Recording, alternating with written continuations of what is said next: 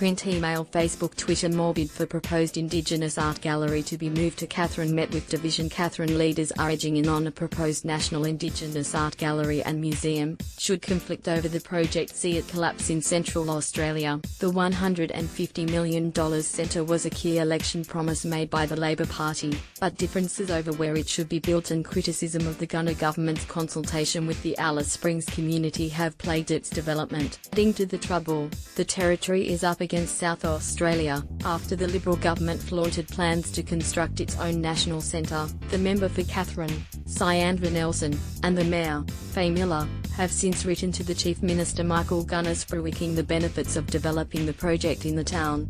The Katherine Mayor, her council and the local member are certainly interested in this world-class project, a government spokesman said in a statement. While we appreciate their interest, the Territory government believes Alice Springs is the rightful home for the gallery and we need to give it a proper crack there.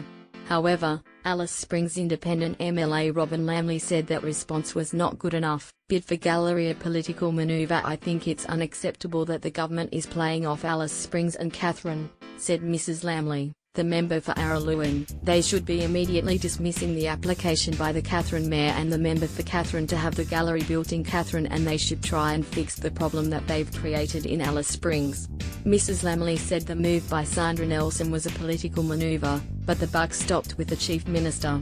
If Alice Springs misses out on what would have been and what should continue to be the biggest public project the town has seen for many, many years, then it is the Chief Minister who is responsible, she said. Opposition leader Gary Higgins said the problem lied with the government's failure to properly consult with the public about the gallery.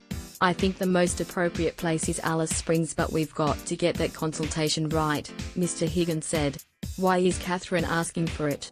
The issue is, of course, that the people of Alice Springs feel that they've been left out of the consultation and that the government's not listening to them. Mr. Higgins said Ms. Nelson's push to have the gallery built in her own electorate was a distraction from her resistance to her own party's decision to allow fracking in the NT.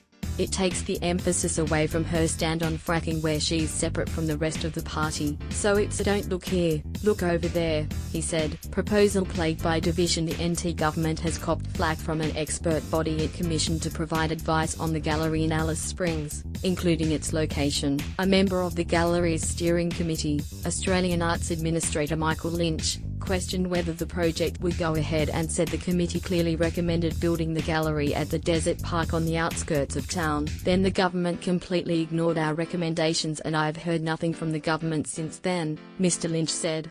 So I think it's been an appalling process, and I'm not surprised that despite the so-called commitments from the government that it's not going to go very far. Co-chair of the steering committee, Hetty Perkins, said it had been a rocky road for the project and it was time for the government to go back to the drawing board.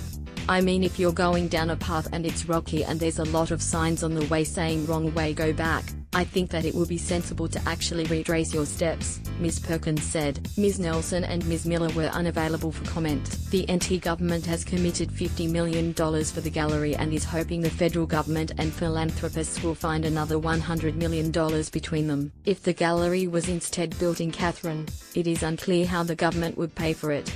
However, its 2018 budget allocated $10 million towards two existing art galleries.